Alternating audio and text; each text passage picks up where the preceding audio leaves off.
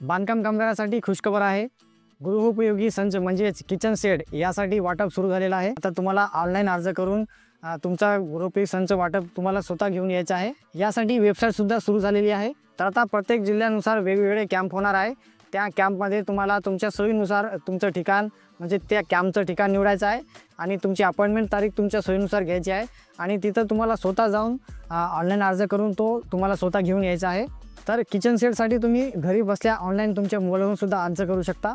तर यासाठी ऑनलाईन अर्ज कसा भरायचा, काय काय कागदपत्र लागतात याची ए टू झेड प्रोसेस संपूर्ण माहिती या व्हिडिओमध्ये मी तुम्हाला सांगणार आहे। यासाठी व्हिडिओ शेवटपर्यंत बघा।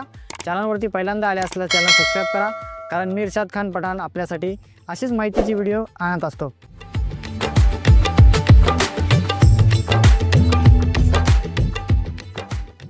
तर आता गृहोपयोगी संचासाठी ऑनलाईन फॉर्म भरण्यासाठी अपॉइंटमेंट बुक करण्यासाठी आपल्याला या वेबसाईटवर यायचं आहे। आता तुम्हाला मी वेबसाईट दाखवतो पहा। तर पहा ही वेबसाईट आहे। या वेबसाईटवर आपल्याला इथे यायचं आहे।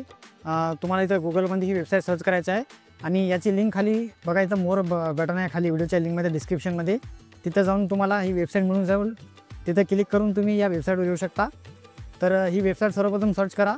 तर वेबसाईट ओपन केलं तर बघा इथं एक गृहोपयोगी वस्तू संच मागणी अर्ज असा एक ऑप्शन येईल गुगलवर। तर इथं क्लिक करून आपल्याला वेबसाईट ओपन करायची आहे। जर हे तुम्हाला सापडत नसेल तर अजून मी सांगतो, खाली इथं डिस्क्रिप्शनमध्ये दिलेली आहे, तिथून तुम्ही क्लिक करून सुद्धा येऊ शकता।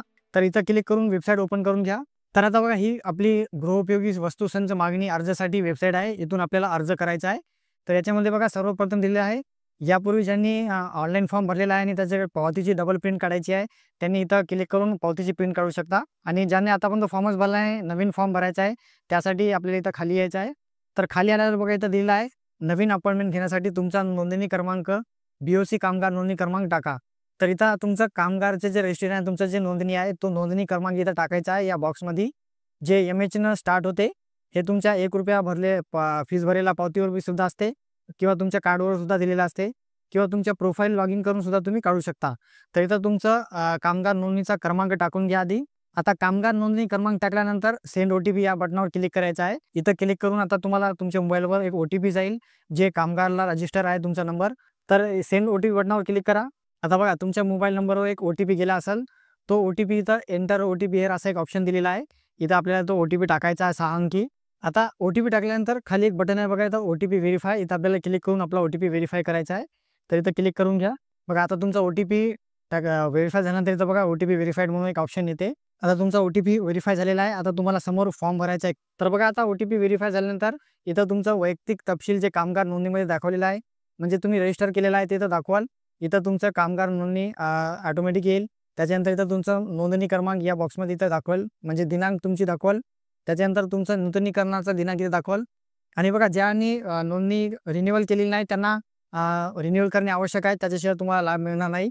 जर इनॅक्टिव्ह असेल तर त्यांचं फॉर्म बहुतेक ओपन होणार नाही, तर ॲक्टिव्ह असेल तरच हा फॉर्म ओपन होणार। आता याच्यानंतर थोडं खाली यायचं आहे आपल्याला। तर खाली आल्यावर बघा इथं तुम्हाला अजून तुमचे वैयक्तिक डिटेलमधली मोबाईल नंबर इथं शो होईल, जे तुम्ही रजिस्टर केलेला आहे। त्याच्यानंतर तुमचा आधार नंबर येईल। त्याच्यानंतर तुमचं नाव, जसं तुम्ही कामगारमध्ये रजिस्टर केलेलं आहे, तुमचं फर्स्ट नेम, वडिलाचं नाव आणि आडनाव, ते तर आपल्याला काहीच करायचं नाही। त्याच्यानंतर समोर तुमची जन्मतारीख ही आधारनुसार दाखवली जाईल। त्याच्यानंतर तुमचं एज इथं दाखवलं जाईल। आता आपल्याला इथं काहीच करायचं नाही, खाली यायचं आहे। आता खाली आल्यावर बघा इथं तुम्हाला एक असा ऑप्शन येईल, सिलेक्ट कॅम्प, शिबिर निवडा। तर बघा आता हे वाटप शिबिरनुसार होणार आहे। तर इथं बघा तुमचं ज्या जिल्ह्यामध्ये जी नोंदणी झालेली आहे त्या जिल्ह्यामध्ये जेवढे या वाटपसाठी कॅम्प चालू आहेत, ॲक्टिव्ह आहेत, त्या जिल्ह्याची लिस्ट बघा इथं येईल। इथं त्यांचे नाव येतील, हे एकदा पाहून घ्या। आणि तुम्हाला तुमच्या घरापासून, तुमच्या ॲड्रेसपासून जो कॅम्प जवळ पडते ते तुम्हाला सिलेक्ट करायचं आहे। तिथं जाऊन तुम्हाला ते अपॉइंटमेंट घ्यायची आणि तिथून तुम्हाला ते भांडे वगैरे तुमचे घ्यायचे आहे। तर तुम्हाला जे जवळ पडते कॅम्प तो आधी इथं निवडून घ्या। आता कॅम्प निवडल्यानंतर तुम्हाला खाली एक ऑप्शन येईल, अपॉइंटमेंट डेट। तर इथं अपॉइंटमेंट डेटवर क्लिक करायचं आपल्याला। इथं क्लिक केल्यानंतर खाली असा ऑप्शन ओपन होईल, डेट ऑफ अपॉइंटमेंट, म्हणजे भेटीची तारीख, कोणत्या दिवशी जाऊन तुम्हाला ते आणायचं आहे तिथली तारीख भेटेल। तर इथं बघा समोर एक असं जे लाईन आहे खाली, इथं क्लिक केल्यानंतर असं कॅलेंडर ओपन होईल। तर आता या कॅलेंडरमध्ये बघा जे लाल कलरचे ऑप्शन आहे ते सुट्टे आहेत, आणि जे बघा ब्लर झालेले आकडे आहेत ते मागील तारीख आहे, आणि जे व्हाईट कलरमध्ये जे ॲक्टिव्ह आहे बघा, असे ग्रे कलरमध्ये जे येत आहे त्या तारखेला अपॉइंटमेंट उपलब्ध आहे। तर ते तुम्ही इथं क्लिक करून तुम्हाला जे सोपं पडते, ज्या दिवशी तुम्हाला जायचं आहे त्या कॅलेंडरच्या तारीखवर तुम्हाला क्लिक करायचं आहे। इथून तुमची आता अपॉइंटमेंट डेट निवडून घ्या। आता डेट निवडल्यानंतर बघा खाली एक अपॉइंटमेंट प्रिंट करा असं एक ऑप्शन येईल, तिथं आपल्याला क्लिक करायचं आहे. पहा या प्रकारे तुमचा फॉर्म सक्सेसफुली सेव्ह झालेला आहे. आता याच्यानंतर बघा तुम्हाला एक अशी पावती मिळेल. हे अर्ज आता तुम्हाला प्रिंट करायचा आहे. आता एक महत्त्वाचं, फार महत्त्वाचं आहे, ते लक्ष द्या. याच्यामध्ये तुमच्या पावतीवर बघा सर्वप्रथम इथे दिलेलं आहे की महाराष्ट्र इमारत व इतर बांधकाम कामगार मंडळ मुंबई यांच्या संगणकीय प्रणालीवर आपण सादर केलेल्या अर्जानुसार आपण निवडलेली दिनांक, म्हणजे तुम्ही जे बुकिंगसाठी दिनांक निवडलेली आहे ते तारीख इथं प्रिंट येईल. त्याच्यानंतर तुम्ही जे केंद्र घेतलेलं आहे कॅम्पसाठी, जे तुम्ही घेणार आहे, जिथं तुम्ही सिलेक्शन केलं त्या केंद्राचं इथं नावसुद्धा येईल. ते एकदा चेक करून घ्या. आणि जे तुम्ही ठिकाण आणि जे दिनांक घेतलेला आहे ते तुम्हाला स्वतःला कामगार तिथं उपस्थित राहायचं आहे. जर आपण उपस्थित नाही राहिले तर तुमचा अर्ज रद्द करण्यात येईल, याची नोंद घ्यावी.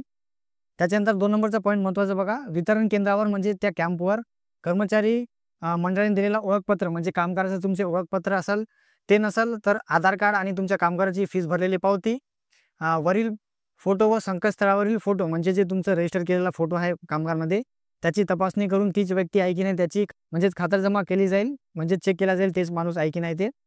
त्याच्यानंतर केवळ बांधकाम कामगाराचे बोटाचे ठसे म्हणजेच बायोमेट्रिक आणि छायाचित्र म्हणजे ऑनलाईन फोटो तिथे घेतले जाईल तुमचे. त्याच्यानंतर त्यांना गृहोपयोगी संच ताब्यात देऊन ते त्यांनी पोच घ्यायची आहे त्यांची. त्यानुसार कार्यवाही न करता कोणत्याही कार्याने त्यांनी बांधकाम कामगारास परत पाठविल्यास ते कार्यवाहीस पात्र राहतील. आणि बांधकाम कामगारांनी गृहोपयोगी संच ताब्यात घेतल्याशिवाय वितरण केंद्र सोडू नये अथवा न मिळाल्या संचास ते व्यक्तिशः जबाबदार राहतील. म्हणजेच ते एकदा तुमचं व्हेरिफिकेशन झाल्यानंतर तुम्ही ते जे संच आहे तुमचं ते तुम्हाला सोडून जायचं नाही, ते घेऊनच जायचं आहे. आणि ते सर्व तुम्हाला एकदा चेक करून घ्यायचं आहे. त्याच्यात काही समजा त्याच्यामध्ये तुम्हाला काही वस्तू मिळाल्या नाही, काय नाही झालं, ते आधी चेक करून घ्या. त्यानंतर तुम्ही स्वतः त्यासाठी जबाबदार राहणार. त्याच्यानंतर महत्त्वाचं पॉईंट बघा, मंडळाकडून देण्यात येणारे लाभ हे विनामूल्य असून कोणाकडूनही पैशाची अथवा लालच्याची मागणी झाल्यास लाचलुचपत प्रतिबंधक विभागाच्या निःशुल्क क्रमांक, ह्या क्रमांकावर तुम्हाला कॉल करून सांगायचे आहे. म्हणजे त्यांना कोणाला तुम्हाला पैसे द्यायची गरज नाही. कोणी मागत असाल तर त्यांचा WhatsApp नंबर बघा इथं समोर दिलेला आहे. इथं तुम्ही तक्रार आणि नोंदणी तुमची कंप्लेंट करू शकता. 4 नंबरमध्ये बघा तेच दिलेलं आहे, त्यांचा WhatsApp क्रमांक आणि ईमेल दिलेला आहे तक्रारसाठी. त्याच्यानंतर पुन्हा एकदा तुमचा खाली शिबिरचा पत्ता दाखवाल, त्याचा पूर्ण ॲड्रेस येईल की ते तुमचं जे कॅम्प आहे ते कुठंशी आहे. तर एकदा पूर्ण चेक करून घ्या. आणि याच्यासोबत बघा तुमचं कामगाराचं कार्ड असेल तर कार्ड, तुमचं ओरिजिनल आधार कार्ड, कामगाराची फीस भरलेली पावती, असे तुम्हाला डॉक्युमेंट घेऊन जायचे आहेत.